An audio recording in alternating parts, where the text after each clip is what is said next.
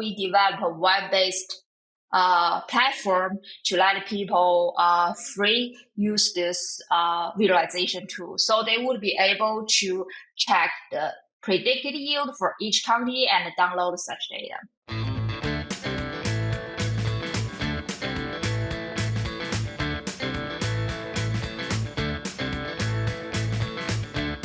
Welcome to the Crop Science Podcast. I'm your host, Brian Arnell.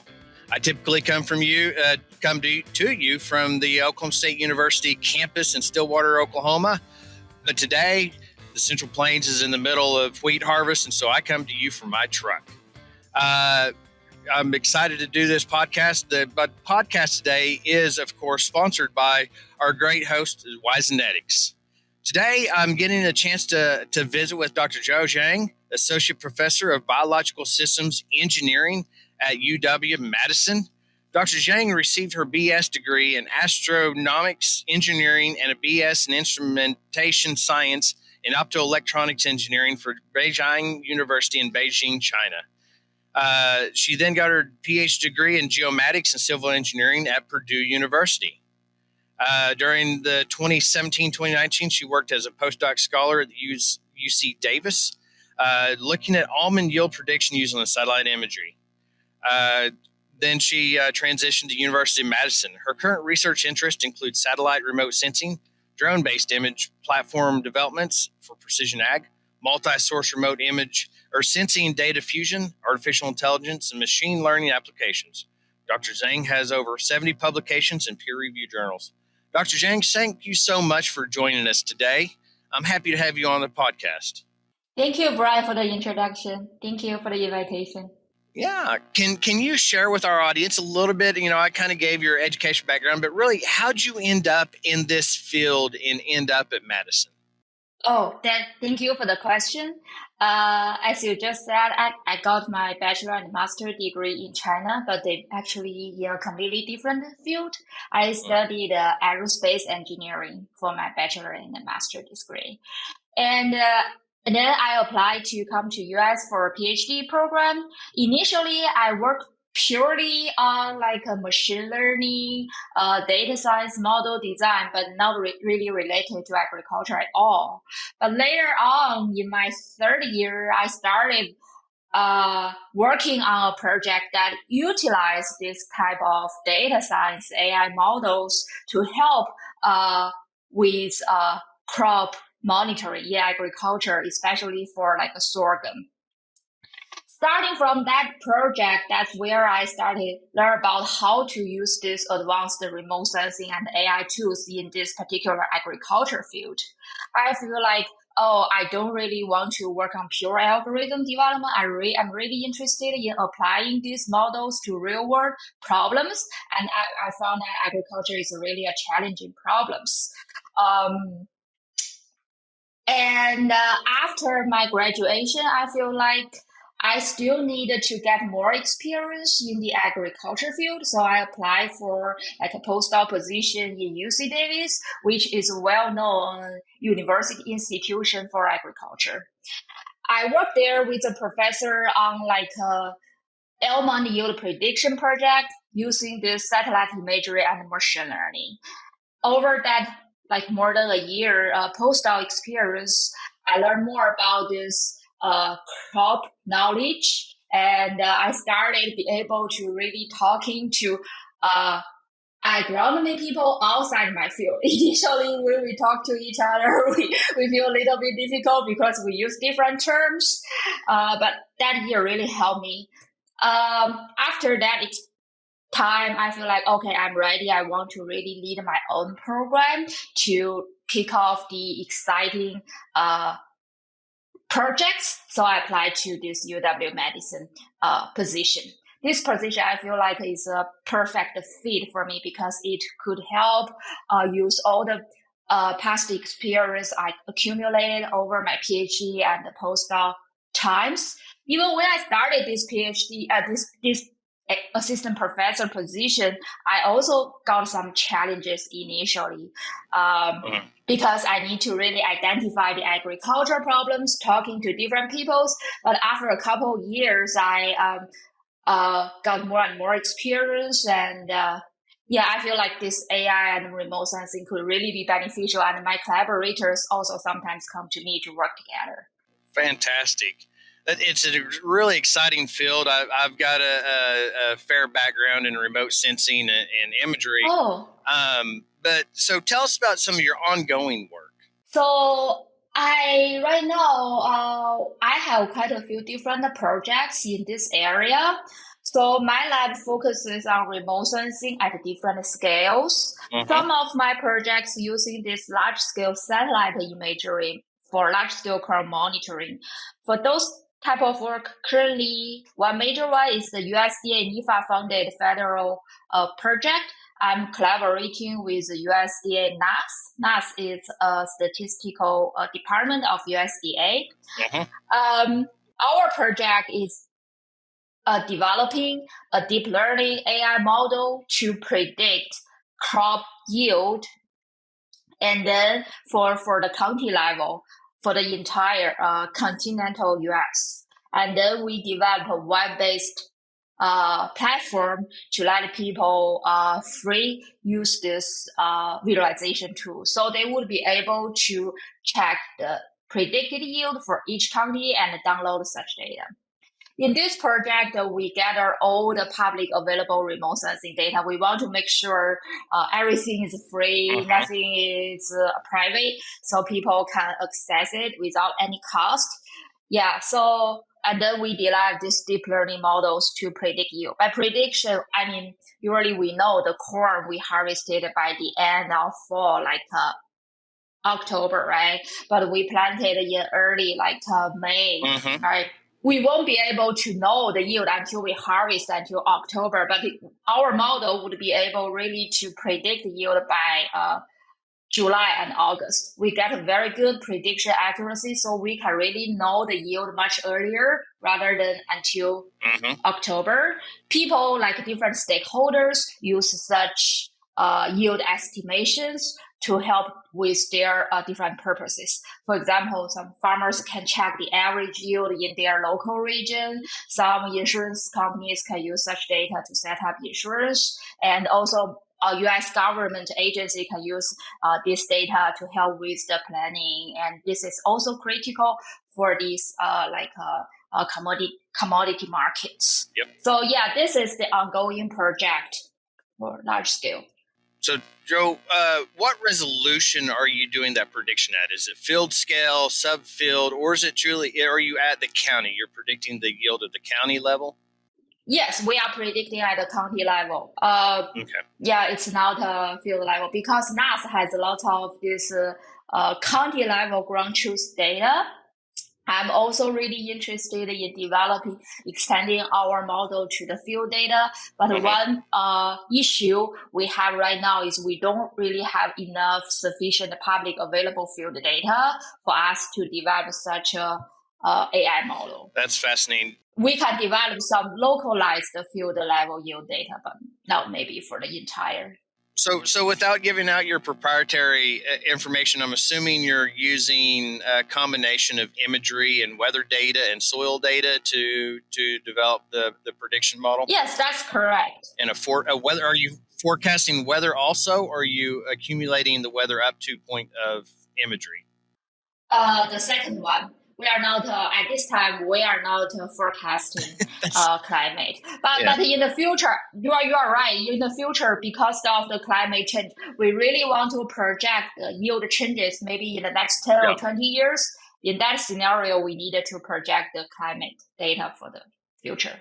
That's always a challenge in precision of models is when we have to use a forecasted weather model, right? I mean, when we're trying to forecast the next 60 days of rainfall, temperature, and sunlight, that's where our prediction models tend to start having maybe still accuracy, but lack of precision. Yes, you are correct. Also, there's lots of different climate weather prediction models.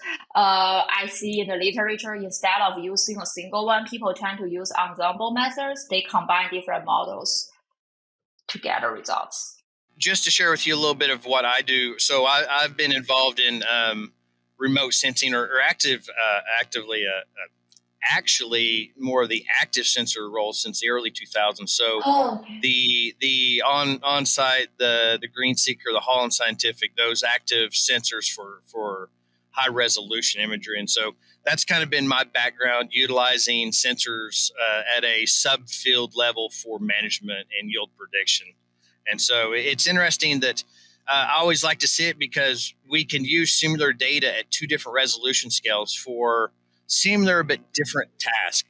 yeah. Using for us in the Great Plains, and same way with you likely, is a co-op knowing maybe how much bin space they need to make available for the incoming crop, and trying to maybe ship out grain because they have a larger than expected crop coming in. So there's a lot of fascinating uses. Can you maybe can you spend a minute or two talking about some of the uses of this large scale? You've mentioned the NAS quite a bit, using it for your statistics, but any discussions with the end user group on how you could use this data, the county level yield data? Yeah, the goal is to first develop this web platform. So I think currently, actually, many subscribers use this NAS data, but this NAS data only publish available until February next year. If we develop this to our major stakeholder, it's really NAS. So they can make this publishable maybe on their website to attract a larger pool of applications. And for particular state users, I think there are different groups of people that can use. For example, individual farmers, even though it's not really field level data, but they can still check, right, they kind of get a sense of how much yield they can expect for their localized county. We can call that like a regional average level yield data. They can see if their particular field is beyond or below this. They can get some sense, even not very accurate for their particular field. But other than individual farmers, like agribusiness, those kind of people can check those data. I know some really commercial companies are also developing these tools. Also, like insurance, they can use this to set up premiums. And even us itself, they use this data. They really want to evaluate this yield crop production. So maybe they can do some planning purposes, and other departments within USDA. So yeah, I feel like it's a really, really, really broad usage for this type of work. Absolutely. Also, I want to add that besides this one, I'm also working on you mentioned the multi-scale, right? This is for large scale. For another important line of for our lab's work focuses on drone imagery, which is a finer scale. So because sometimes we do need to look at an individual field, in that case, maybe the satellite data is not sufficient. The resolution is not enough. We need to fly our drones for our interested area to get a better resolution imagery. So it's two different kind of scales, but we are also interested in combining this multi-scale data. Why? Because we know drone can give us a higher resolution, better resolution, but it's kind of expensive. We need pilots, we need laborers to get the data. But satellites is completely free, right? You just sit in the office, easily get the data. So we want to kind of combine and integrate. Yeah, that's kind of our work. That's fascinating. In your list of topics, you have one that intrigues me, a discussion on AI's role. Can you share a two-part question from me? What is the short-term impact of AI agriculture the next 5 years? And then, a follow-up to what role will AI have 10, 20 years down the road in agriculture? Okay. Yeah, short term, maybe AI can help. Definitely, for some of the problems, I think can be solved using AI. I want to make an example. Actually, some places already use these types of tools. It's, for example, the weed detection and management. We had I know some companies and some places already using, for example, drone to monitor it. Mm-hmm. Weeds, right? They need models to detect, and also they can send another drone sprayer to really help mitigate the issue. Mm-hmm. Also, weed-based robotics, several research groups are and even companies are developing such tools to help remove. So it's not only for the detection purpose, it really can help also remove the weeds, either using a herbicide or just mechanical removal. I think Mm-hmm. this is a very popular ongoing research work, but since people in the near future, I really believe there's like commercial products be there to Yeah. allow people to use it. That's kind of a near term, and also some even like for this type of yield prediction work, we already developed these tools, right? And other groups, so people can use that really in the near future. But for maybe like the long term, they may be able to solving some more difficult real challenges that it's Yeah. maybe it's not only for crop but also for animal, especially for agriculture due to this climate change. I believe in the long term AI could also help combat with this climate change issue. I guess I want to back up for some of our listeners that may or may not be, that data savvy. Can you give like a 2-minute explanation of when you and I discuss what AI, we say AI, can you give like a really 100,000-foot view of what AI means or what is AI? AI, it's artificial intelligence, Mm-hmm. and I think it's kind of it includes both hardware and the software that can automatically really help solve the problems. That's kind of my understanding. For example, like robotics is an integration of Mm-hmm. hardware and software models, computer Yeah. models, right, to let a robotic do the work. But also it could be pure software based model, computer model based, like this Chat GPT. We have Chat GPT, but we also could develop an agriculture specific Mm-hmm. GPT, right? That's kind. Also, we can send in all the literatures to help train Yep. agriculture train the model, and they can answer those agriculture specific types of questions more accurate than the general GPT one.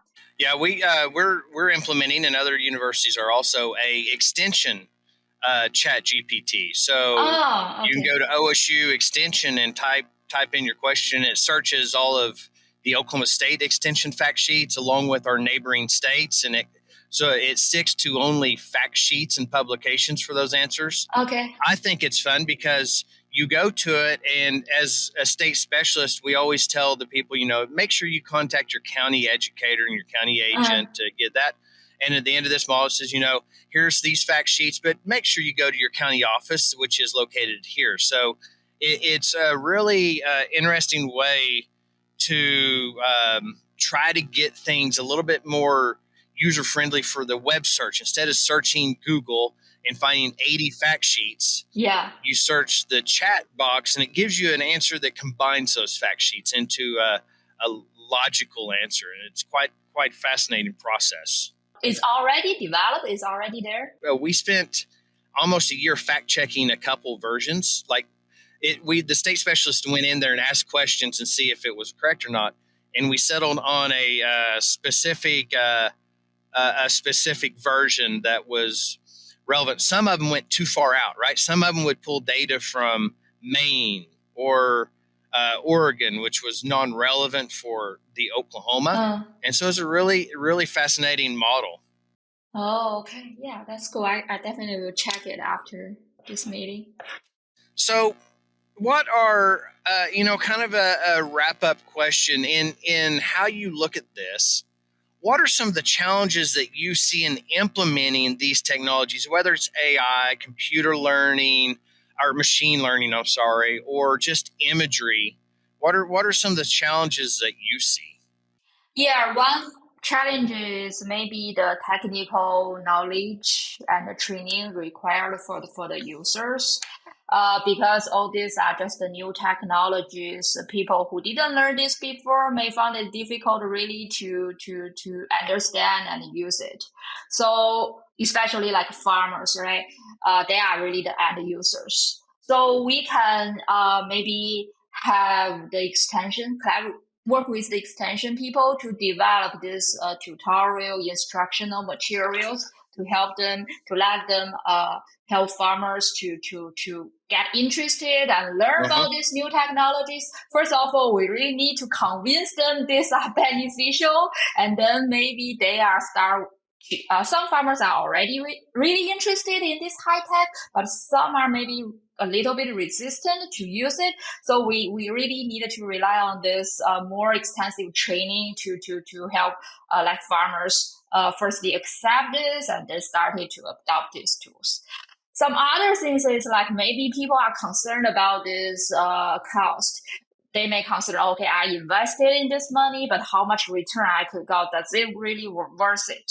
Right. So I think for researchers, one side we need to continue to develop these advanced tools, but on the other side, maybe in our project, like we can add in like this economic component, so we can really evaluate what's the return of this type of investment is cost. Then we can show this type of data to farmers. And also maybe the government or financial institutions can have some low interest loans to help farmers start using these tools. Or we, instead of letting farmers completely purchase this, I know some like startup companies, for example, this drone imagery, right, data Mm-hmm. collection. Farmers doesn't really need to afford such expensive equipment. They can maybe just purchase such services. Those companies can come and fly and process all the data for you. And I think maybe that's another way for people to use it. Well, another thing is I think is maybe the data privacy and the security. Mm-hmm. Because I know like some of the farm data are confidential, right? If people are concerned about sharing this data with the researchers, and yeah, so we really needed to protect our work to make sure this data could be protected safely and to avoid like any cyber threats and ensuring data privacy. So people, farmers are willing to sharing data with these technology providers. These are some of the things I think about. Maybe also, for example, are some farmers located in a rural area, they may not have this internet connectivity. That's another issue. Internet connectivity is definitely a challenge when, especially if we're looking at uploading data collected from a drone. That's a challenge I have in the field on a daily basis myself, or even having enough cell phone reception to call out from a field often is a challenge. I guess my final question, looking ahead, what future advancements are you most excited about, or what are you most anticipating? I think from two sides. One is from the sensor hardware itself, one is from the computer models. So for the hardware, like we use drone, we use hyperspectral, multispectral satellite images. One thing we want to get better data with better quality. Mm-hmm. Right now, some satellite data still only provide like 20, 30 meters resolution, right? That's not really enough for analyze field data. So like for example, Planet, they started to offer such better resolution data. Mm-hmm. So we maybe in the future we could see more and more this type of data coming out, so we can get satellite but high resolution satellite imagery. Yep. Like for drone, main challenge right now is a drone image. We could not really fly the drone for quite a long time. Mm-hmm. Maximally, maybe we fly only 30 minutes because of the battery elimination. Maybe in the future, this type of battery could be improved. We can have better long duration battery. So we can really using drone images to collect larger area data. From the software or computer modeling side, right now, we Most of the AI models still require large intensive labeling data to train our model, but this is a big issue, especially for agriculture field, because we know collecting this ground truth agriculture labeling data, we need to send a crew of people to go to the field and collect such data. That's really laborious. We needed to develop more labeling efficient methods so that we don't need to require this many of ground truth data to train a useful model. That's kind of from the modeling side that I would like maybe expect to see in the future. Yeah. Yeah, that's one of my challenges because my career started with active sensors. So we built dozens of models with active sensors, and then the transition to a passive sensor, they don't work that well. So we now do a lot of ground truthing so that we can utilize the satellite images, but the original active sensor algorithms. So it's been an interesting transition. It's time for our famous three. Hey, did you hear about the chance to win up to $30,000 worth of CNH Reman wear parts for your Case IH or New Holland Combine? No, it's not a joke. I mean, unless you consider winning free parts for your farming equipment to be a joke, in which case, I'm not sure we can be friends.